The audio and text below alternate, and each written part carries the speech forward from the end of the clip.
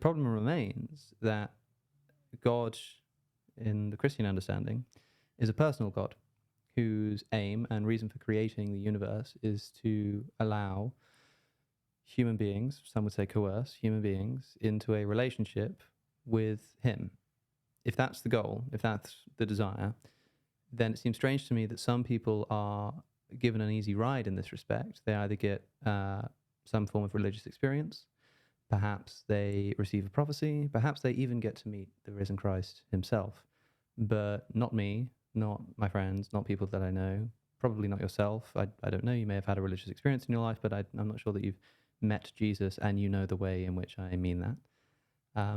In which case, there seems to be a sort of crude element of favoritism going on. If not favoritism, then experiences granted to others that if granted to me would allow me to be in a position or compel me to be in a position to inherit eternal life that I'm not receiving through no fault of my own, and yet this could be the deciding factor as to my eternal fate. This seems unfair, for a start, and that's one of the atheists' main gripes, is unfairness. This seems unfair. It's unfair that people suffer. It's unfair that religious belief is scattered in predictable ways, and I'm not among the favoured, the elect.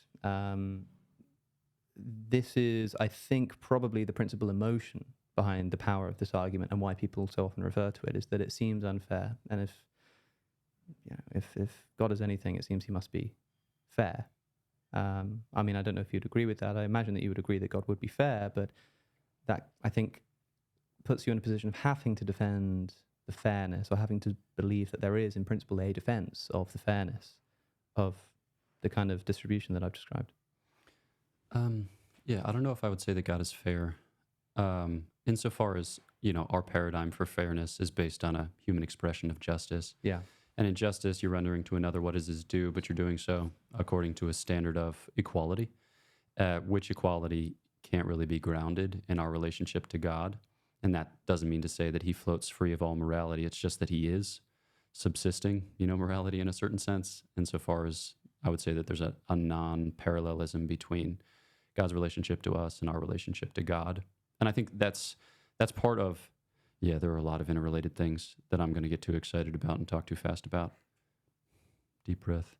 So with respect to the doctrine of creation, I think that one, the relation of creation, and then the, as it were, goal of creation, and here I'm relying on revelation. I'm not smart enough to figure this out. So that it's a kind of dependence of all things upon God, and that's the heart of the matter, that everything that is by God's gift. And so this note of gratuity enters at the outset, so that none of us are due anything, because it could have been otherwise, and it could not have been.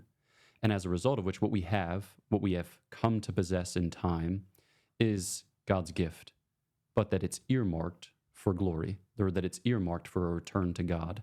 And I think part of the complexity and subtlety of the divine plan is, regardless of the gifts that are apportioned in the natural order, that there are further gifts in store in the supernatural order, which are not directly correlated with those of the natural order.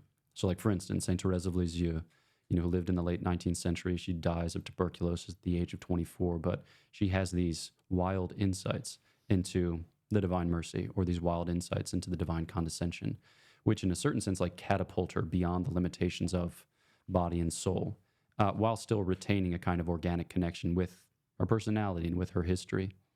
And so I think that God he's bringing about a certain differentiation in creation, because he's not motivated by a bland equality, because in a certain sense, and I don't pretend to know the mind of God, but in a certain sense, he says to himself, in the differentiation of creation, my divine life, which is, ineffable, the depths of which are unsoundable, stands a better chance at captivating or capturing the attention of creatures, because on account of the fact that I am infinite, a kind of wellspring of divine abundance, no one created thing can express that sufficiently.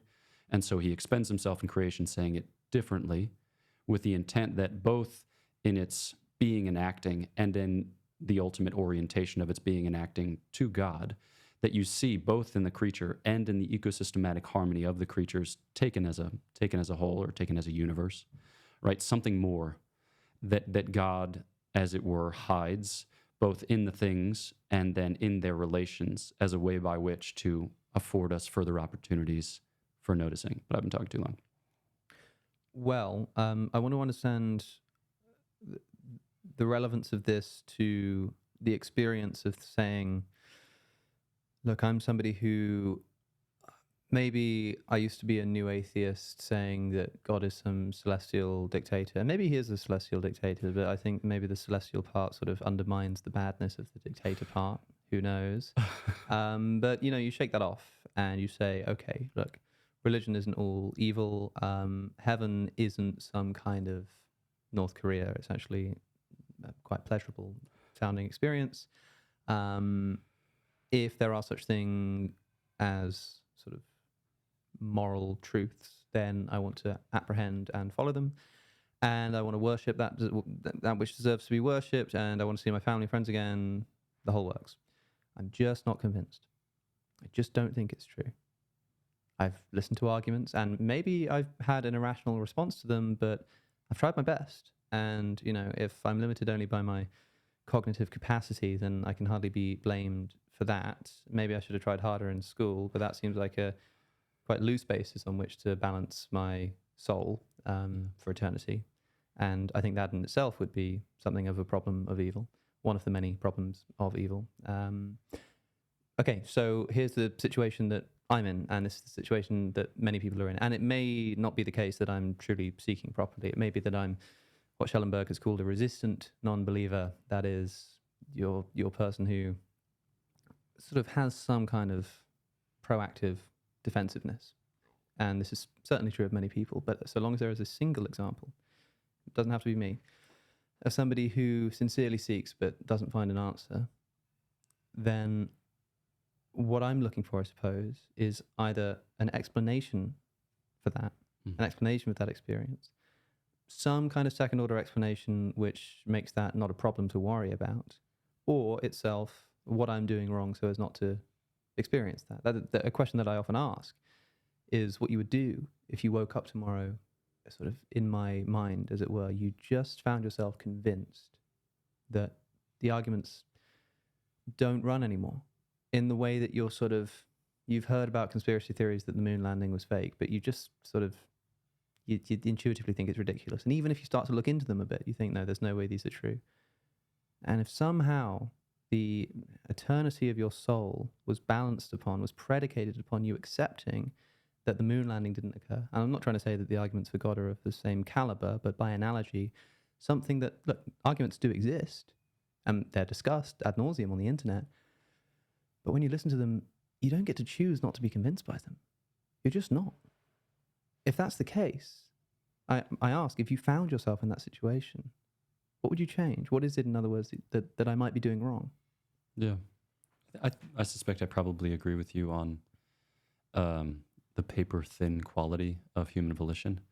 I think that in past generations, human volition has been described as something Herculean or colossal, and I just don't think that's really tenable. I think more often it's a matter of we're dealt a hand, and then we're asked to play the hand. The rules of the game are somewhat simple, not overly complex, but that we can choose to play the hand, even if it seems like a losing hand. We can play it with a kind of, whimsy or panache. And I think that that's largely what freedom amounts to. So I'm not saying that everyone has opinions which they find to be perfectly malleable or revisable. Like, for instance, there's just the fact of human investment.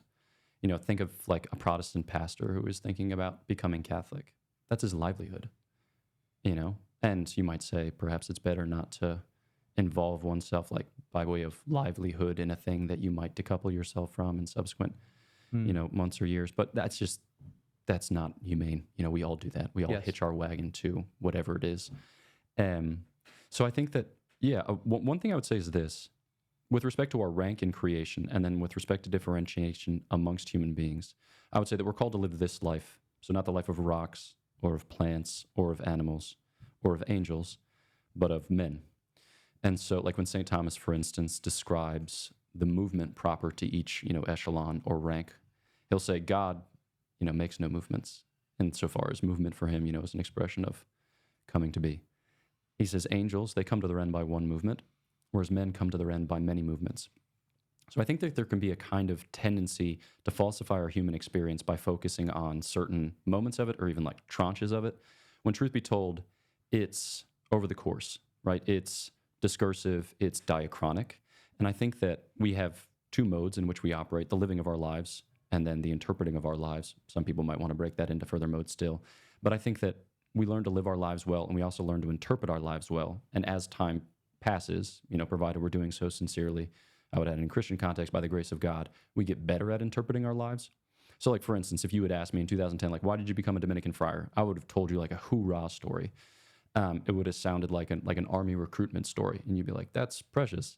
13 years in, like I'm not utterly ground down, but I have had to suffer more for it. And as a result of which, the story that I'm going to tell you is different.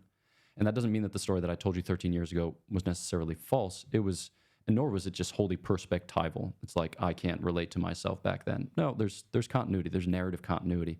But I would say that it's deeper, it's subtler, and I've picked out certain hues on the palette, which I didn't perceive earlier, in part because of the way that life seasons your experience or kind of draws out the flavor of your experience. And so I think too, like for you now, that's probably, I mean, like, I don't want to make it too terribly personal because then it just becomes somewhat inextricable, But I also think that like patience, not just in the mere, the virtue that is commended to us by our schoolroom nannies, but patience in the sense of, like patio or pottery, like to suffer life well, not to be dramatic about it, but like a lot of life is endurance.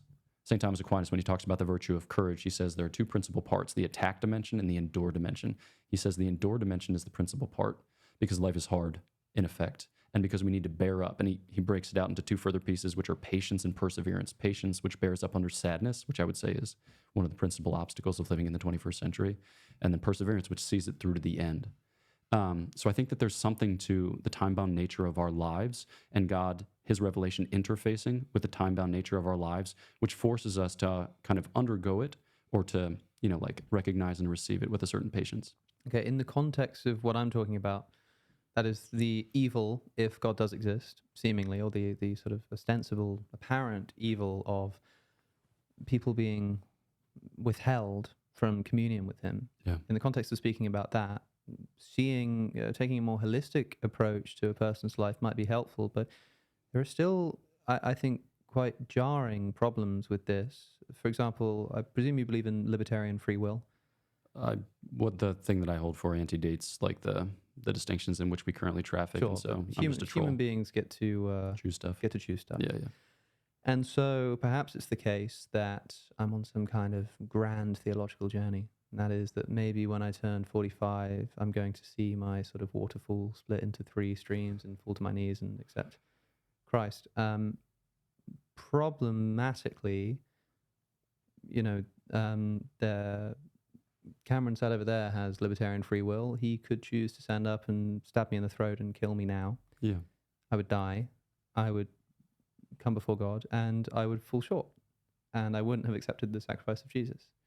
If I am being used in some kind of, well, I shouldn't say used, if I'm part of some kind of grand theological journey, is the way I worded it, this can be cut short by another human being's actions and presumably, therefore, also cut off the road to redemption.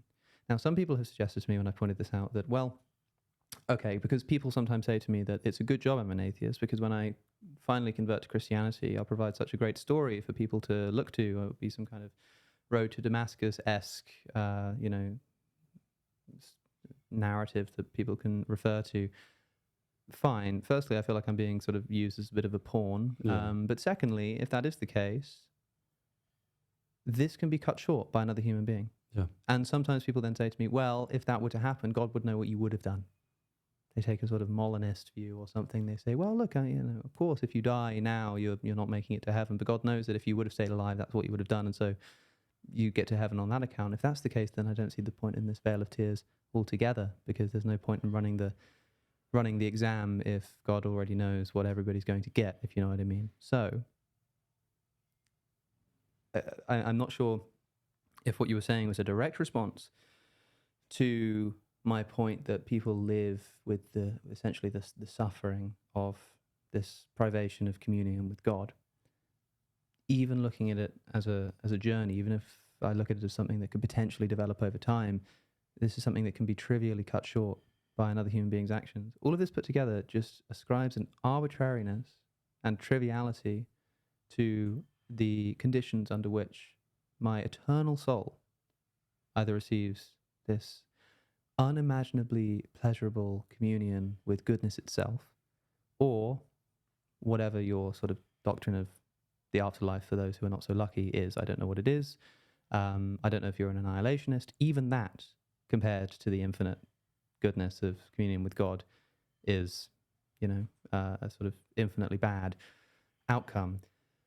These problems, people have syllogized them. They've sort of been a bit analytical about it. They've done premise, conclusion. But can you feel the arbitrariness, the triviality of what I'm talking about here? Yeah. And so, if I were you in a situation of thinking, okay, there are lots of people on planet Earth who are seeking very, very desperately, and they're not finding God, but I've got a relationship with Him. I'd say lucky me, and you probably do say lucky me, but lucky you is unlucky me, if you know what I mean, Yeah. and that's something that I think needs to be accounted for. Yeah. Yeah. No, I think so like a couple of speculative backstops and then maybe some more practical or existential things to advance, I suppose. So the one would be that this vision, the hierarchical nature of creation or the differentiated nature of creation, and also differentiation within the ranks, like our human rank, it pertains to the wisdom of God as to see it through. So like taking an example, from Revelation, Catholics believe in a doctrine of predilection, namely that God loves everyone the same, but that he loves some people in a certain sense more than others, insofar as he accords them greater goods. So prima pars question 20, article 3, it's scandalous, but it's also somewhat beautiful seen from a particular angle, insofar as the point of the differentiation of the goods accorded to those who occupy the rank of human is for like an organic end, insofar as he describes it in the context of the mystical body of Christ. So it's not like, it's not so much better and worse as it is like heart and lungs. Now, mind you, you're going to look at the thing and you're going to see the person who was born blind and club-footed and, with all sorts of sufferings, and you're going to say, I'm sorry, heart and lungs, this is decidedly better and worse. And yet, and this is where I think that, a defense sometimes works better than a straight theodicy, insofar as you can tell a story of that person's life, not in every case, obviously, but in some cases, whereby God will use even that, not in the sense that God visited this thing because we have sufficient material conditions whereby to account for the fact that nature fails, it obtains always or for the most part, and that God, entrusting creation to a certain kind of set of conditions, as it were, admits for this possibility, but in light of a glory that lies in store, without chewing up and spitting out those who are involved in it as if they were mere pawns. So like, on the one hand, you've got this doctrine of predilection, so differentiation in the goods given, but then on the other hand, you have it in a personalistic whole, the idea that it's for the other. So like the Blessed Virgin Mary, for instance, I believe that God loves her most of those who are not God. And I don't begrudge her that, in part because it's glorious, and it's like something to behold, and in part because she's my mother. And, like not to get like touchy-feely about it, but I know that in a certain sense, the graces accorded to her are also graces given to me, insofar as she mediates them with some facility and with some tenderness. And I've encountered that in my life. And that can be part of a story. But that if this is from the unsearchable depths of the wisdom of God, in light of predilection, in such a way as to, like account for what we deal with here, like we're never going to get to the bottom of it, but that by continuing to ask the question, right, we can get a hint of it, or we can get a kind of indication of it. I'll stop there. I'm wondering how this consideration functions as a response to this. I think the problem is quite specific. Okay. That is, if there's a God who wants to come to know me, Yeah. and I want to come to know him, Yeah. and he has the power to bring about the conditions that he knows would lead to my conversion, Mm-hmm. and I'm proactively seeking those to the best of my ability, and even if it's not me, somebody else might be doing this, and they don't find him, I can sort of understand the idea that God might love Mary more than another human being. God might love you more than me more than you. Yeah. Who knows? But the question I think that I'm wanting to get to the bottom of is, why are there some people who seem completely excommunicated in that they reach out and just can't find? Yeah. So I'd say some things are beyond their control, but some things are also within their control. And so, again, Catholic dogma, it's been pronounced upon, which I take for a kind of epistemological backstop, that if one goes to heaven, it's by God's predestinating grace. If one goes to hell, it's because he has freely rejected that. So there's at least some way in which it can be said that by an exercise of free will, a grace which was offered was rejected. And so it's not necessarily like the grace of justification, but the Catholic teaching is that graces are kind of daisy chained together. Yeah. Right? So they're, if you want to... I wanted to ask what your view of hell is, not in too much detail. I just want to know what we're talking about here when you talk about hell. The absence of God. So God continues to be present by essence, presence, and power, in the sense that God continues to give being and agency, but one is entirely distant from the life of grace and has foreclosed on the possibility of the life of grace. And do you think this is a sort of a form of suffering? Do you think it's a sort of conscious torment, not of the kind of flames and brimstone, but a consciously endured suffering? I think it is. Yeah, I'm not an annihilationist. And for eternity? I do. Okay. So there was something I wanted to ask about when you were talking about people freely rejecting this gift.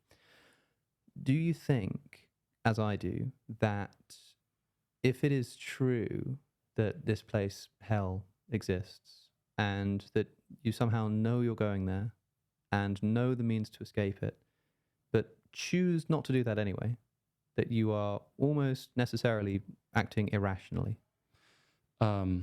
Yes. I mean, insofar as all sin is contrary to right reason, I think there's a kind of irrationality at the heart of it.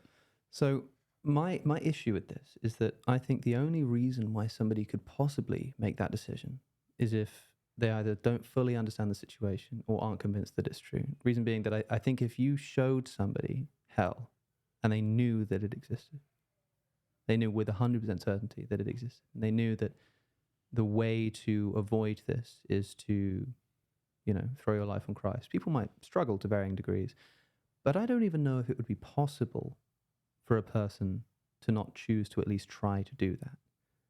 Now, you might want to say, Satan chose to fall away from God even though he had full knowledge. I mean, this is a poetic story, but I don't know if such a person could actually exist in reality. And that's because I think that what we're dealing with is essentially a form of threat, although I know you're not going to want to sort of view it in those terms, but there's some philosophical literature on the difference between an offer and a threat, and it's actually quite difficult to pull apart. Like, you can phrase it as, I'm going to offer you $1 million a year more to change your job, and that sounds like an offer, but it also kind of sounds like saying, there's a way of sort of thinking it in your mind of like, well, if you don't do this thing, then I'm going to sort of I'm going to prevent you from having $1 million that you otherwise could have had. It seems like you're almost being threatened. Now, there are various ways to get around this, but the literature is that I remember having read at university, it was far more like surprising in terms of the responses it has to the obvious answers that might spring to mind. At any rate, it seems to me a bit like something like that's going on, where this is, it's not just a good offer, it's goodness. You're being offered goodness. And if a person fully apprehends that that's what's on offer, I think it's impossible to rationally choose to reject it. And what that means is that the only people who could reject that, in my view, are people who are acting irrationally. And generally, when sort of somebody's rationality goes wrong, it's not exactly their fault. In fact, that's kind of like what irrationality is. It's like the reasoning faculty has gone wrong. You know, it's not like you've reasoned it and you've got it rationally correct. You just choose not to. Irrationality means that hasn't happened. Otherwise, I think that somebody must just not be convinced that this is actually the case. In either case, I don't think it's fair that somebody can be sent to hell, if you see what I'm saying. I wonder if you have any reflections on that, in other words. Yeah.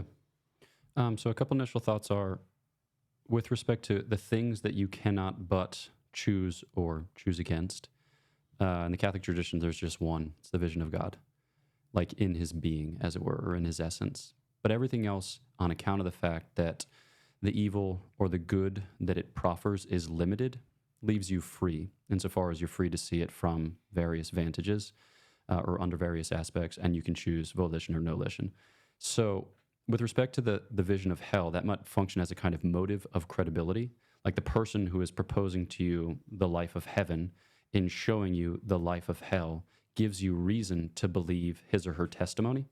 But that's a different noetic act. It's a reliance upon the testimony of the testator, whereas faith, strictly speaking, leans on the divine truth, right? So it's about the veracity of the thing itself and the God who speaks to it. So I would say that hell, scary, but it's conceivable for me that people would see it and then still slump in that direction. And in part because, you think about the Gospels, plenty of people saw the things that Jesus did of a miraculous sort and turned away because the cost was too significant for them, or because they chose to look away, or because they got distracted or dispersed or what other reason. But those two last, so for instance, being distracted, that seems not to be their fault. If you're distracted by something. I think that we're responsible for attention. Yeah. I can see that to some degree, but also, I mean, if somebody sees Jesus's acts and decides, you said, like, for instance, there's too much cost, surely if they actually apprehended what was really happening in front of them, what was really being offered, then they couldn't think the cost was too high. It wouldn't be in other words, if it is actually the case that the cost is worth paying, that any cost pales in comparison, if that's actually true, then the only way somebody can think the cost is too high is if they're incorrect. Right. And it seems unfair to essentially punish someone for something that they're just incorrect about, they're mistaken about. Yeah, so I think that ignorance, malice, weakness, concupiscence are all culpable insofar as they enter into moral activity and we haven't done what's in our power to address them. And I think that I maybe it's just the case, I think I have a thicker understanding of responsibility while here on earth, and the reason for which is I basically think that there are only two states, heaven and hell, and they overlap on earth.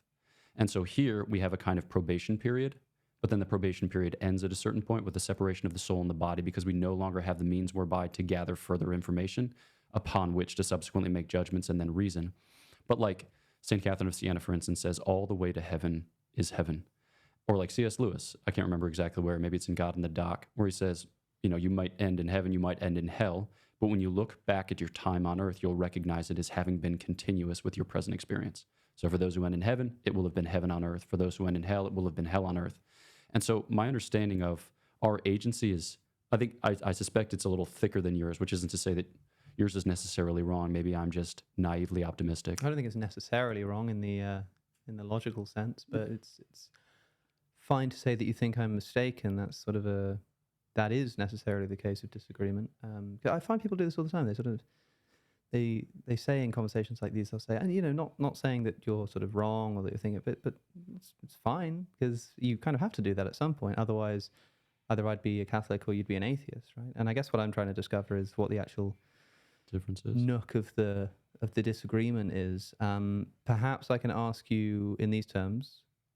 What do you think explains, if anything? I don't expect you to have an explanation. I just wonder if you can approximate one. What explanation would you propose for the geographical distribution of religious belief? So my kind of overarching theory is that it corresponds, like God's pedagogy corresponds to our existential and historical state.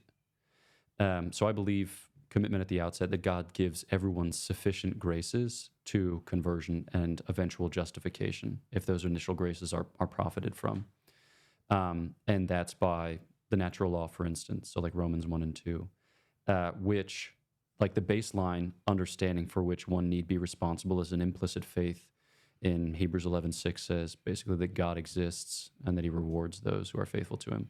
And then we typically map that onto a, like an understanding of God and then the dispensation of salvation, so like the triune God and the incarnation. But that it's you are saved by something. You're not saved by the absence of something like invincible ignorance. I'm saved because I wasn't You're not saved by the absence of something. You're saved by something. So I have a pretty thick understanding of like God, the protagonist of salvation, who is in search of all those whom he has fashioned for this precise end. Now, in certain instances, it's thinner, that the appearance of that offer, and in certain instances, it's thicker, which would be like the example that you gave about somebody who receives more direct testimony or more forceful testimony. But in each case, there is testimony present, and that testimony mediates a relationship, the likes of which will draw them unto communion over the course of the life afforded. And that falls within the bounds of God's providence, insofar as God has particular care of all things within the ecosystematic harmony, but care over the common good of them all, not in such a way as to lay them waste as if he were some totalitarian, but in such a way as to draw them unto a good which transcends them and is more widely dispersed than any individual or particular good. And so, on my understanding, like with respect to the geographical distribution, I think that we're seeing the development, as it were, in time and space of the kingdom of God, which subsists primarily in heaven, which kind of spills over onto the surface of the earth, but which here we're only having like a limited experience of, a kind of constrained experience of, insofar as it's only ever meant to flourish in heaven. And so I wouldn't say that it's fair by the standard of human fairness, but I also wouldn't say that the standard of God's pedagogy is a human fairness. It's a glory which surpasses human fairness while not contradicting human fairness. He's making it more difficult for some than others. I mean, he's not making it difficult, I wouldn't say. If I were born, even just to different parents in the United Kingdom, then I could have been born into a different religious culture. Yeah. Which makes it more difficult to become a Christian on two grounds. It's not just the philosophical conviction. I mean, bear in mind that all of my teachers, all of my friends, every member of my family is going to have a philosophy that lends itself to a different religious tradition. And somehow, through God's grace, maybe I discover a book in a library and come to realize that, there's this thing called the triune God or something like this. Maybe this happens. That's already an immeasurably more difficult experience than somebody who happens to be born into the correct faith. Also then the social cost, and this is more a problem of evil proper than a problem of divine hiddenness, but that is, it's going to require, firstly, becoming convinced of these propositions, which is going to be very difficult in your social context, and then also the social cost of throwing yourself upon this new interpretation of God's existence. Whereas, if I'm born a few streets down the road, all of this is done away with, and I'm born into the correct understanding. Like, I guess the way that I would think about it is not to say that this precludes the possibility of some, benevolent invigilator of the process. Fine. But what do we expect if there is one God who loves everybody equally, who wants to enter into a relationship with everybody equally? What I would crudely expect is that this religious tradition and this revelation has found its way across the world and has had a sort of similar cultural impact, and that people basically have the same, maybe not the same roots, but no more or less difficulty in coming to know him. And the process is fairly clear and easy to partake in. Maybe not spiritually easy, but practically speaking, an easy thing to do.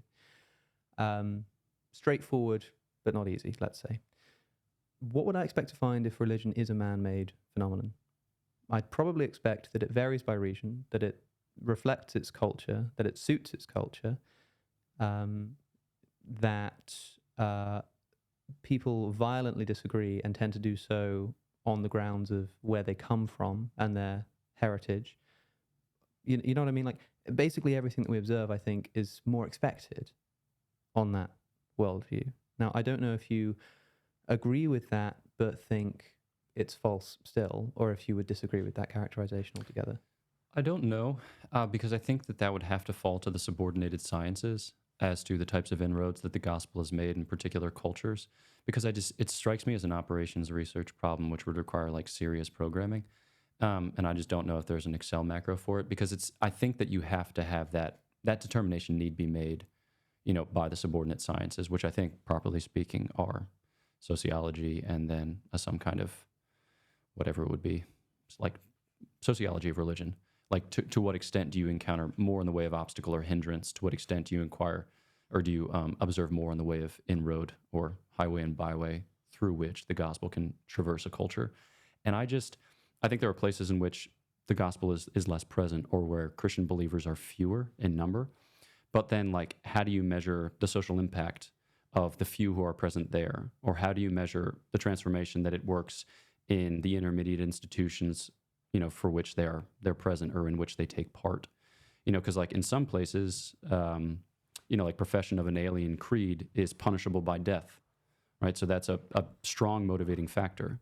And you see in a very acute way the familial, social, political costs of taking that step. And yet some people do and some people don't, which I think reflects the ambivalence of human volition before an offer which, though compelling, is not going to overrun or override the human element.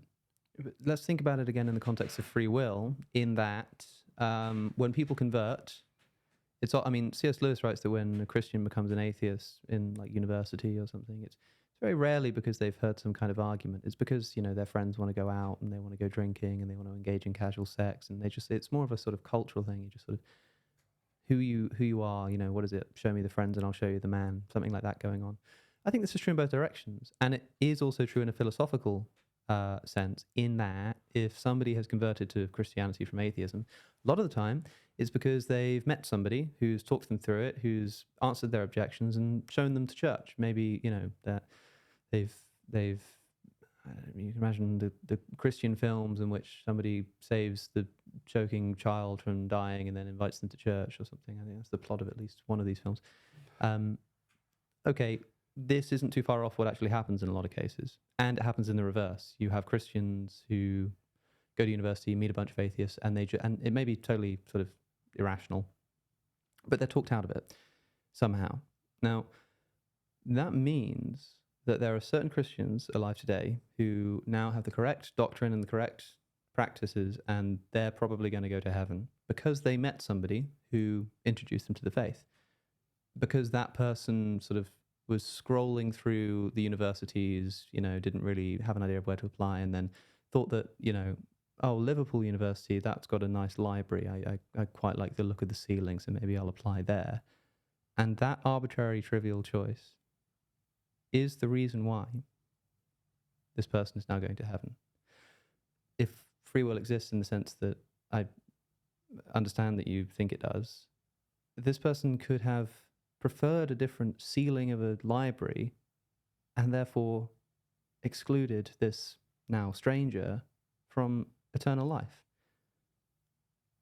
I just sort of, it seems a bit like a comedy to me, like it seems like it seems like almost entertaining to think, if that's the case, how precariously it's all balanced upon such a sometimes. I mean, I've given a purposefully ludicrous example here, but that kind of thing does happen, like small decisions like that can have large effects down the road. The butterfly flapping its wings.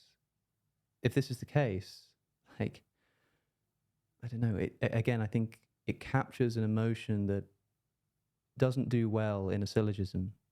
But I think you understand the kind of feeling I'm getting at, right? Yeah. Like, it just feels weird. It feels really very strange. Again, if we think of religion as man-made, this is not a problem. It sort of dissipates. This is the kind of thing I think does need, explaining and addressing. And some people like to say, well, look, God's hand is in it. Like, God's hand is in the fact that this person, preferred this university and chose this university and met this person. But then we basically just become determinists, and we've removed the whole freedom of will thing that this whole thing is predicated upon, at least in this instance. It's like, oh yeah, you were free to do basically anything you wanted in your life, except the university choice. Except, God knew that it was going to be the color of the ceiling that made you make the decision, so he made you born with a predisposition towards orange or something. Yeah, maybe, but that just sort of undermines the idea that this was a free action altogether. And if that's the case, then no longer do you have recourse to the idea that the reason why some people believe and some people don't is through their own volition. Because as long as God, in one case, has his hand in making this person convert by introducing him to this person at university, by making this person choose that university, then we have to explain why he hasn't done that in other cases. Why nobody chose my university who talks to me in such a way as to convert me to Christianity. You know what I mean? So, yeah, doesn't it seem a bit arbitrary, in other words? It does.